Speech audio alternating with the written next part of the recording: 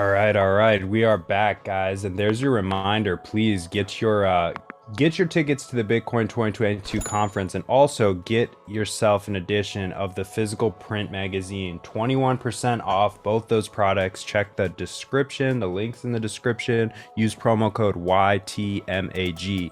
And I'm really excited to announce we've got Q and Yusuf here both, and we're going to talk about the Built with Bitcoin Foundation. We're going to get into Yusuf's Bitcoin story.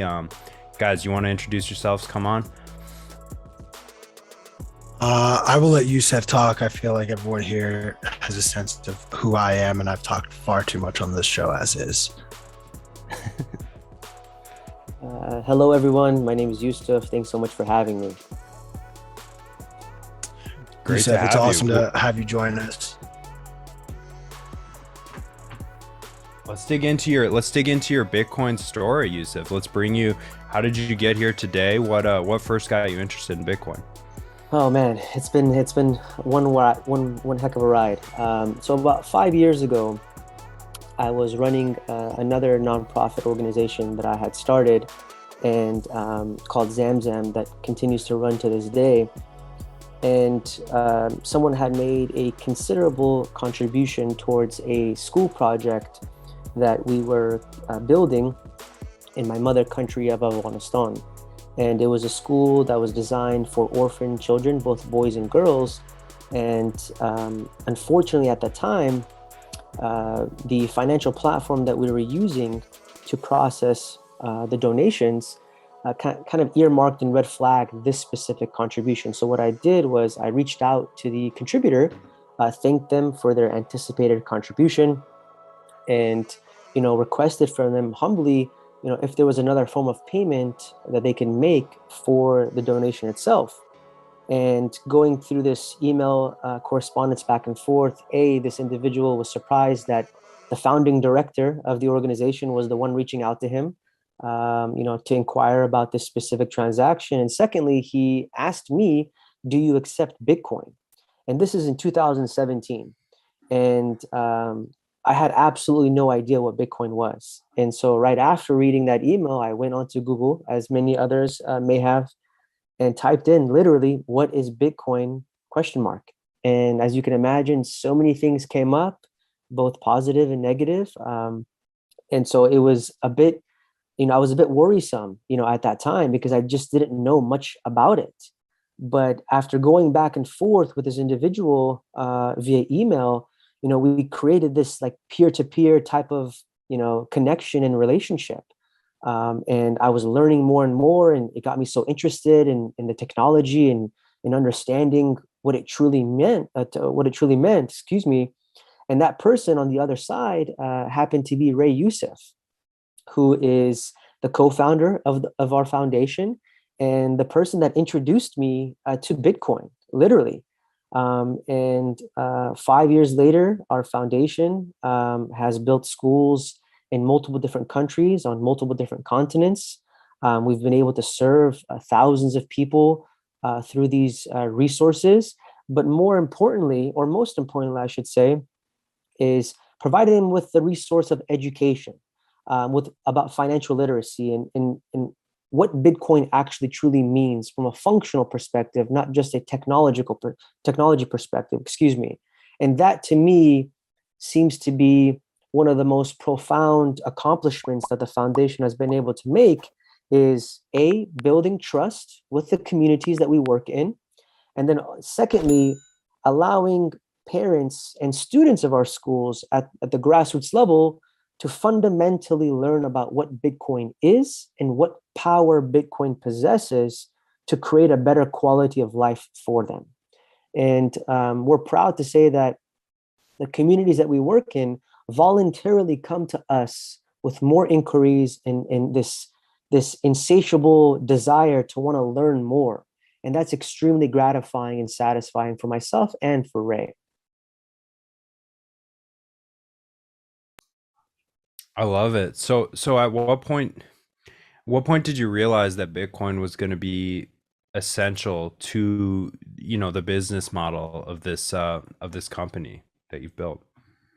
Right, and I love that you state like business model, because not a lot of people understand what it takes to run a foundation or a nonprofit organization. Everyone thinks everything is about charity, and I really despise that term charity. By the way, I see ourselves as a philanthropic endeavor, a philanthropic venture.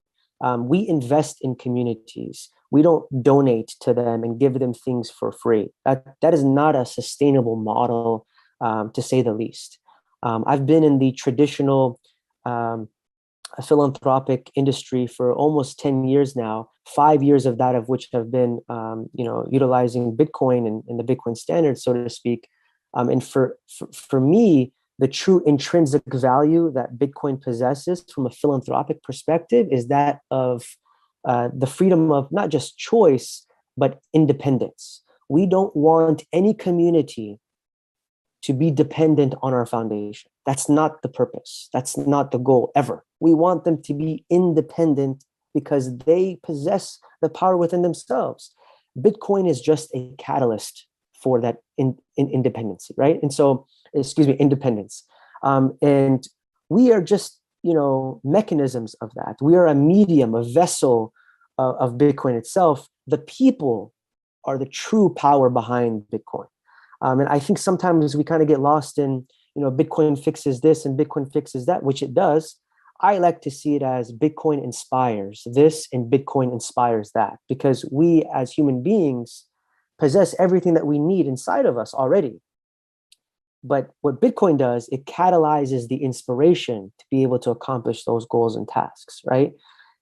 Poverty can be at times a psychological game that plays within you, right? To live a life of poverty is looking at a specific region of the world. Many folks look at Africa as that, but Africa can provide us so much more than what we can actually,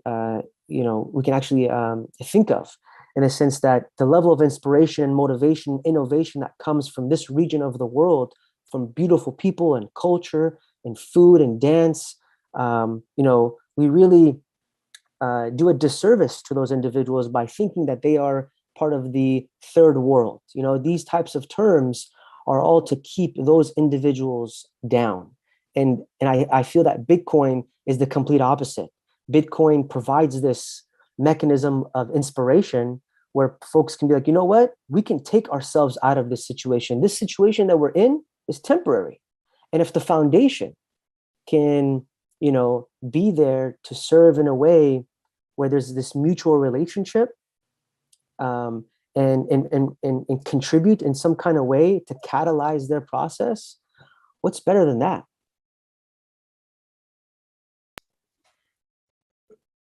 It's hard to really beat everything that you're describing, and I always love the way you guys approach building out these communities. And you kind of touched on it a little bit earlier with, we get the parents involved. We want them to feel as though this is not just a charity, but we're helping them grow. In a moment, we're going to show some of the pictures of some of the work you guys did over in Rwanda and Nigeria. I personally always have such an affinity towards water access, and I know that is a priority. Like the number one priority for Built with Bitcoin is going into these communities and making sure they have access to water. Can you touch on that? And we'll slowly start to show some of those pictures as well. Yeah, these photographs that you guys are going to show may make me emotional. So I'm just going to throw that out there. I'm an extremely emotional guy. I these communities that we work in, you build relationships with them. You understand who they are. They have names. They have feelings. You learn about their personal stories, and that's the beauty behind the work that we do. But it's also we have to find a balance and be able to manage this as well. And for our own personal and mental health, it's very, very important. Access to water. I can't stress enough the importance. We take a lot of things for granted in certain areas of the world that we live in. Take, for example, you have a child, they're 6, 7, 8 years old, they have to walk and fetch unclean, unsafe water from a specific wetland, or if it rained recently, they go into a small pond area that's infested and infected with waterborne diseases and bacteria. Animals go there and secrete certain, bodily fluids that, we don't need to talk much about, but this is a reality for many folks. And it's the women and the children predominantly are the ones that are tasked with going out and retrieving this unsafe, unclean water, at times 3 to 6 kilometers round trip every single day. That turns into about 6 to 7 hours every single day, needing to go fetch water that fills in a jerry can. You're talking about 5 to 6 gallons of water, right? I mean, a shower on average in the United States, we waste about 30 to 40 gallons worth of water easily in just a few minutes with the amount of water pressure that we're getting, right? So imagine having to go back and forth, to retrieve this water with the amount of time and the amount of effort that it takes. So what we thought is, okay, we're going to go into a specific area, dissect and assess where in this region there is access to water, what kind of water it is, and then see if we can create an epicenter, right? A location where multiple communities can come to and retrieve this water. That water can be used for daily use. That water can be used for construction. That water can be used for vegetation, et cetera, et cetera. And so our first priority when we go into and assess an area is the access to the water. What kind of water are they accessing? Is there even access to water? Then you can actually build. You can't build anything without water, obviously, but it's also trying to improve the daily life of the individuals that are living in that community itself, right? And for us, beyond just access to clean water, it's building the trust within the community. And that takes time. That takes effort. That doesn't require any form of finance. It requires the most valuable asset that we have in this world, and that is our time. And because it's a finite resource, of course. And so that is one of the mechanisms of success. The way that we kind of quantify our success as a foundation is not through the number of schools or the number of communities we build, but more so the quality of the relationship that we have with those respective communities. I love it.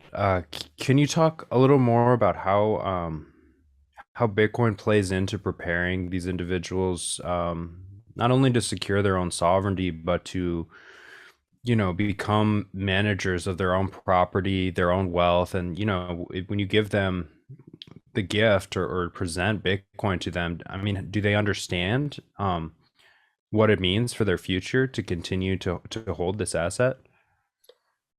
At first glance, no. I mean, it takes time, right? I mean, there's a level of education that comes with this, and that education is not so much about talking about the technology, it's more so talking about the functionality and the use case behind it.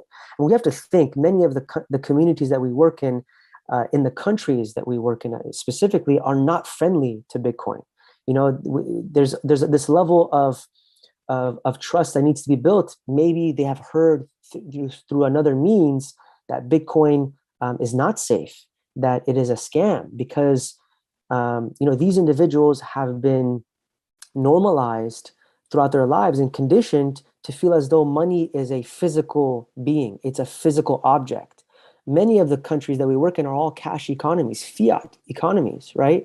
So to go and talk to a group of individuals, let alone an entire community, and tell them, oh, this is something that you can't see, you can't touch, you can't feel, or even smell, but it is there. And then, so that's a level of trust that needs to be built from there, right? Secondly, it's the understanding of what is capable with the power of Bitcoin, right? And through our work, through philanthropy, one of the best use cases, in my personal opinion, the best use case for Bitcoin, when it comes to philanthropy, is showcasing the true power behind it, that Bitcoin made this possible, right? It is through the contributions of fellows around the world that believe in Bitcoin that we were able to build this school. So why not be able to provide the traditional educational curriculum, but also infuse education about Bitcoin in these schools as well, for the parents, the staff, the young children at a very young age, to better understand we're a long ways away. Like we're not there yet, right? But that is the motivation, right? I mean, that's the inspiration behind this. These are folks that may not be able to read. These are folks that may not be able to write, we have people that we work with that don't even know how to, write their own names. So this is the level that we are starting out in. But it is extremely satisfying and gratifying to see the progress and the evolution of communities. Let's not forget, our very first school that we built as a foundation was in 2017 in the country of Rwanda. Still to this day, forbidden to utilize Bitcoin in any type of cryptocurrency for that matter, right? But yet this entire community has multiple school campuses, multiple water projects, and the students are continuously learning more and more every single day about what Bitcoin is. I love that. I love the fact that here we are 4 years later and they're continuing to learn. I think that's one of the biggest values of the Bitcoin community is to constantly be learning. Um, you just kind of brought up the Rwanda story of where they are now. I know you've talked a little bit broad strokes as well as sort of what you guys have done. We've seen some pictures now of both Rwanda and Nigeria. Do you mind just walking us through what was that experience like of building that school in Rwanda? What were some of the government backlashes that came towards you? What were some of the hurdles that you just weren't expecting that you guys still managed to get through? Because here we are 4 years later and that school is up, running, and still teaching students, which congratulations on that. Well, I mean, it's a congratulations to the Bitcoin community. It's congratulations to Ray and Artur and the folks at Paxful that sponsored and funded, that entire school campus. Let's talk about the difficulty that we faced here in the United States with having a foundation with the name Bitcoin in it. And in 2017, anything that revolved around digital currencies or Bitcoin in general was extremely difficult to approve. Just for us to be able to provide a tax deductible receipt took a long period of time for us to be able to figure that out by validating the value of the asset coming in at that specific time because of the volatility, and just having to go back and forth with that. Now it's much easier. There's amazing platforms that you can kind of designate and determine at that specific moment in time what that valuation was. But for us, it was these kinds of things weren't around back then. But it was the determination. We were determined. We were going to disrupt this traditional system because it really wasn't working.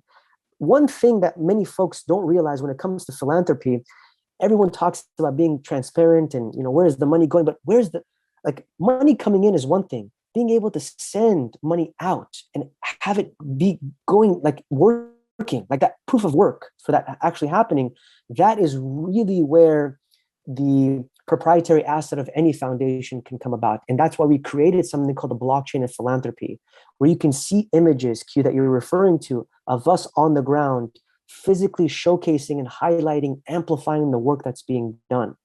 And I give mad kudos to Ray, who's also the CEO of Paxful. Just at any time, hey, Ray, let's go to Africa, let's go to Nigeria, let's go to Kenya, let's go to El Salvador, willing and ready to go at any point in time, because everyone wants to be able to see firsthand the work that's being done, as they should, right? And Bitcoin, it actually, I wouldn't say forces you, but it motivates you to have that level of transparency, because the Bitcoin community, it keeps you honest, right? I mean, everything about the work that we do is about transparency. It's about efficiency. It's about cutting costs left and right to ensure that we can get as much funding as we possibly can to these projects. And you're able to see those in these photographs, in these videos. And we really pride ourselves in bringing back authentic, organic and thoughtful content for folks to be able to connect with, because the story is everything. I love it. Well, you must be inspiring people to buy Bitcoin too, Yusuf, because the price just crossed 51K. And on behalf of that, we're gonna drop some super special codes to give some people some Bitcoin right now. I'm excited about that. In the meantime, do you want to let people know where there's some people in the comments asking about your hoodie, your sweatshirt, and where they could get that or support you through a store or something like this? I appreciate that. We get this question a lot. We are actually sold out of our swag, but we are replenishing it January 2022. We're going to have a fully redesigned shop on our website, builtwithbitcoin.org. You can also support us through tips on Twitter. We actually just, I was connecting with our brother Mike yesterday, who wanted a tank top of our El Salvador signature shirt, tank top, excuse me. And, all of the swag that we sell supports the foundation. It goes directly back into the work that we do. And we will definitely send out, some notifications on that. We'll put it all over our social media. The swag that we have, let's talk about the swag a bit. I wear our swag, obviously, everywhere that I possibly can go. I cannot stress enough to y'all, every airplane that I'm on, every single airport that I fly through, every rental car agency, hotel, what is this Bitcoin? It's like I've had pilots, literally pilots, come to me during flight, on my way to Africa, specifically when I was going to Rwanda. He's like, I've been thinking about investing in this and that. And I explained to him, investing and, speculation and the volatility, but it's just one aspect. Like there's so many other things that you can do with this Bitcoin. I asked him, do you have family back at home? Do you send them any remittances? And I explained to him what he could possibly do. And I was like, hey, there's this other remittance agency that charges you maybe 15-20%. My family back in Afghanistan, we used to do this every single month. We would get hit with these fees, right? But by using Bitcoin and sending it, this way for remittances, we're saving those costs. And in fact, not only saving, we're making, 2-3 percentage points on the arbitrage there, right? So it's like every single person is extremely interested in understanding it more, right? And it's this level of grassroots education that is going to get us to that universal adoption that we all wish for, right? And I think that's the way. So in regards to the swag, I appreciate the love. It's going to come next month, Jan 2022. We're coming up with some really great stuff, and as soon as we get it, you three are definitely going to get it for sure.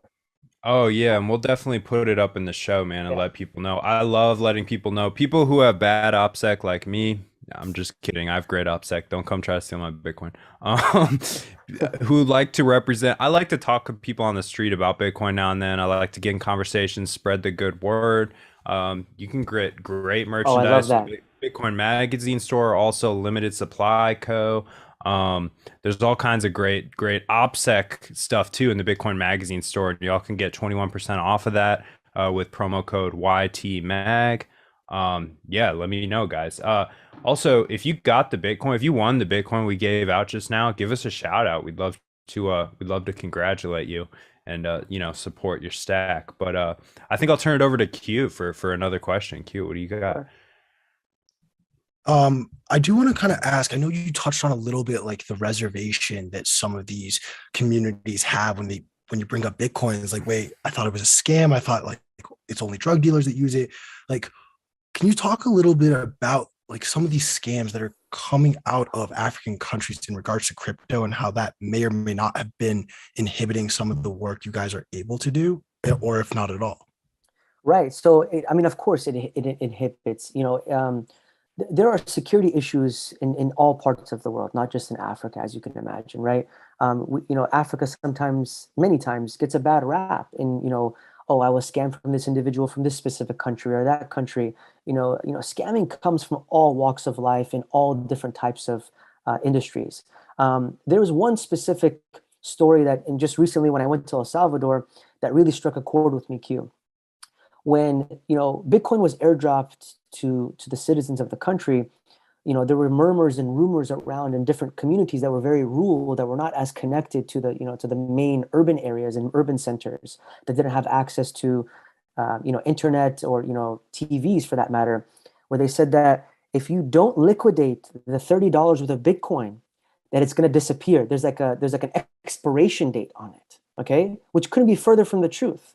And so that's why you saw folks sending, the Bitcoin, the $30 worth of Bitcoin to one another, and then someone was going to an ATM machine and then cashing that out, right? So in fact, if this individual didn't do that, if they weren't scammed, if there weren't bad actors around for this, or if they had, if they had the education behind it to unfortunately not make that, that decision, that $30 would have been $70 worth of Bitcoin or $75 worth of Bitcoin at this point in time, and they could have actually been able to accomplish something with it, right?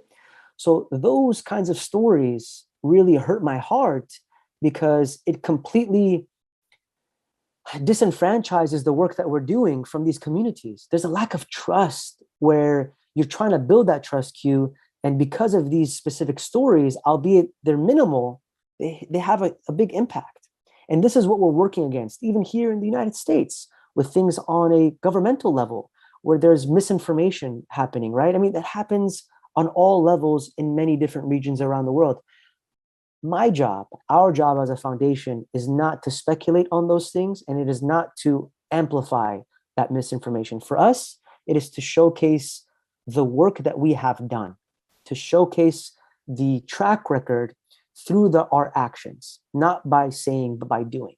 And the peoples of Africa, the peoples of Latin America, the peoples of Asia, the peoples of all around the world, they are important enough to us that and we respect them enough to go out of our way to accomplish these goals through action, not by just saying.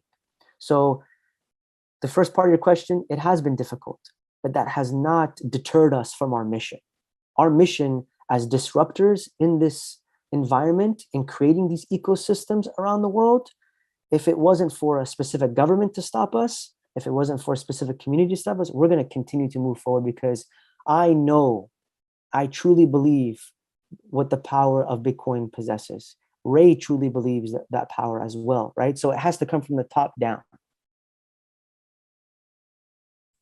I love that. I love that these I'm just gonna say it, stupid idiots don't really mess with you guys too much, and you guys are able to continue to power on and power through and keep doing amazing work. I know you have now touched on El Salvador a little bit, and I'd love to now shift our focus of this conversation to El Salvador, the work you guys are doing now. I know you just came back from a recent trip down there. Would love to hear you talk about just what you saw, phase one, things you guys were able to get done on this most recent trip. Yeah, I mean, kudos and thanks and gratitude to Bitcoin Magazine, for partnering up with us for Bitcoin Black Friday, which is still ongoing until December 26th. So folks, please, bitcoinblackfriday.com, amazing deals on there. Proceeds come back to the foundation to build out and work with a community in El Salvador. This specific community is called Isla Pasajera. It is an island community that is only accessible via boat. Phase one of our project there in Isla Pasajera is to purchase a boat for the community that we're fully funding through Bitcoin, and to provide resources, technology resources in the form of laptops, which we've already done with the school, and to repair, reconstruct, and repaint the entire school itself. There's only one school in the community of about 1,500 people. The school has 240 students, nursery and primary school ages, between the ages of 3 to 12 years old. And what we want to do there is create an environment for them where they feel welcomed and happy, for them to be able to come to school on a daily basis, to have the necessary resources for them to be able to succeed.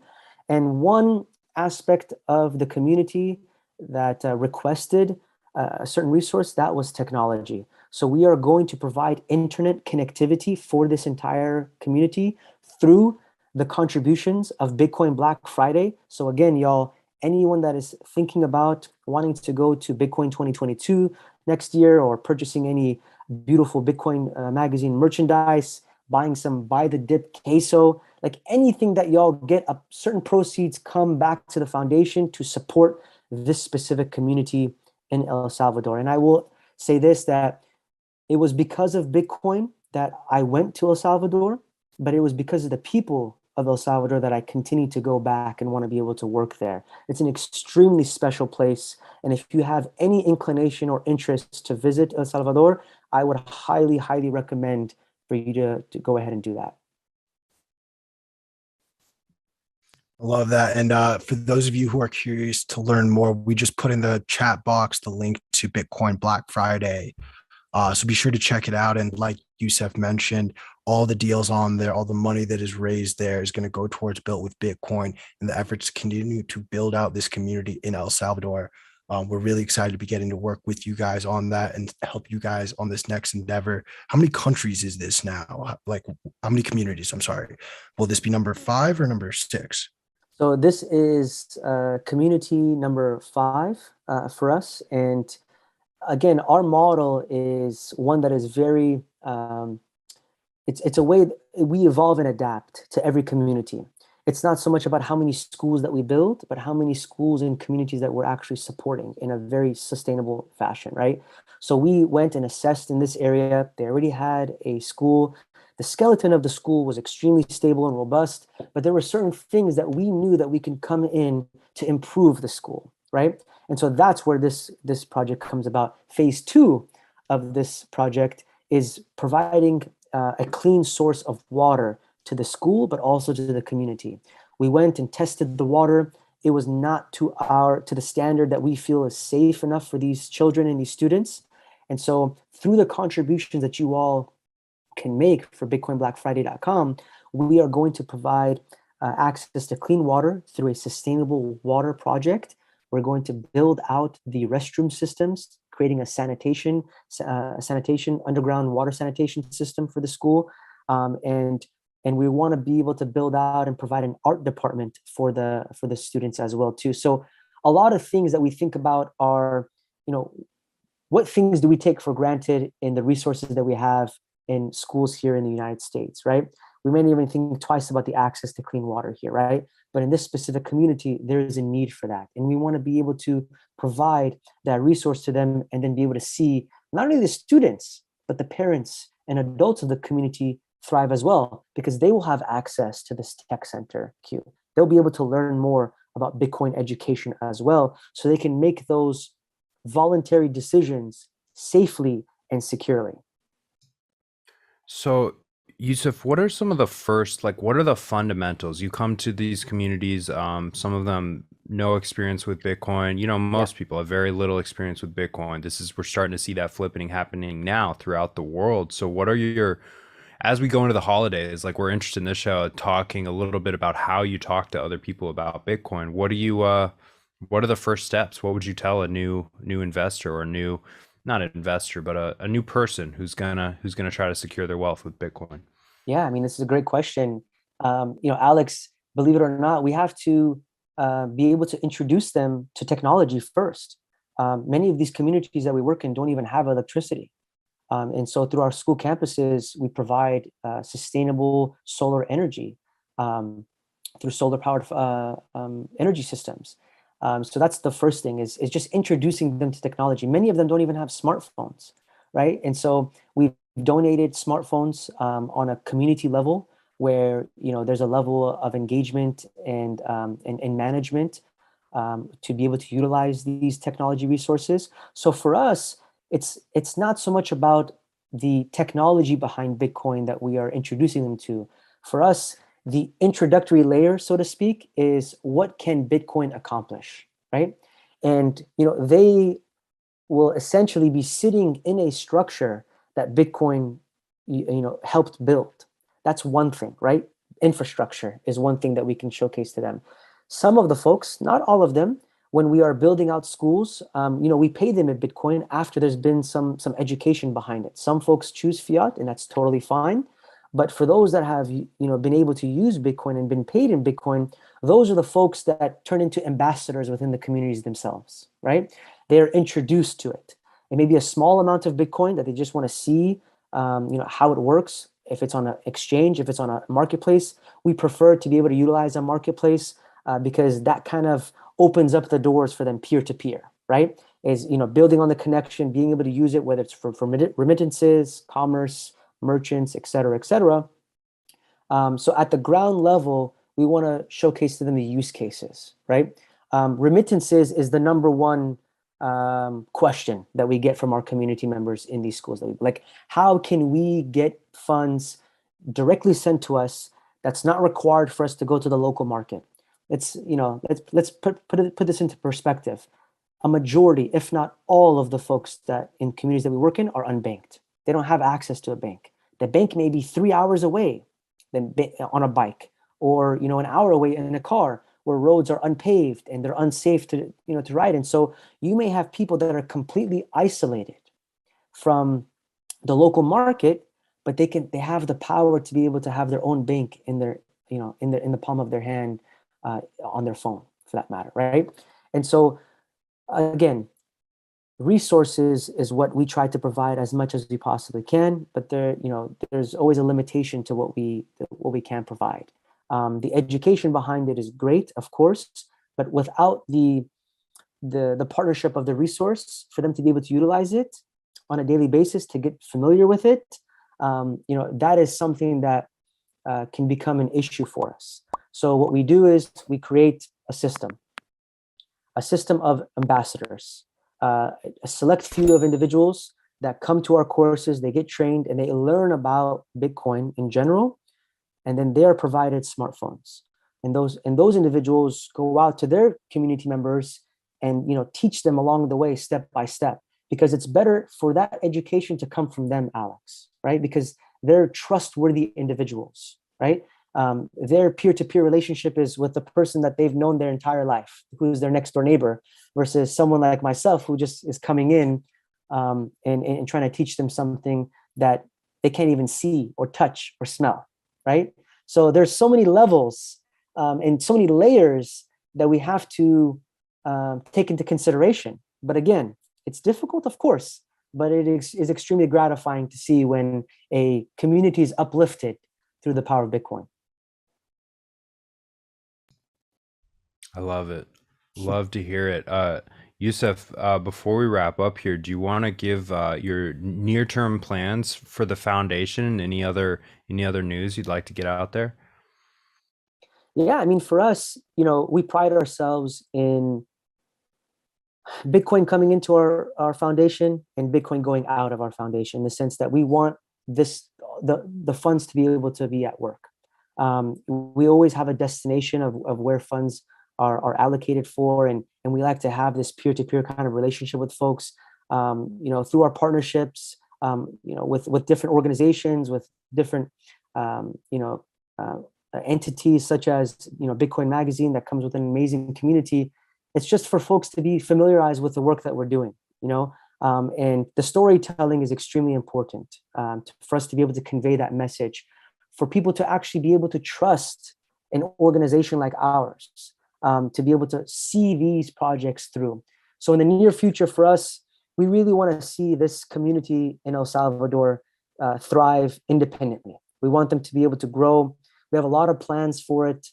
So any contribution that comes in, every Satoshi counts. We have this saying within the foundation: every stat counts for us. Doesn't matter the amount.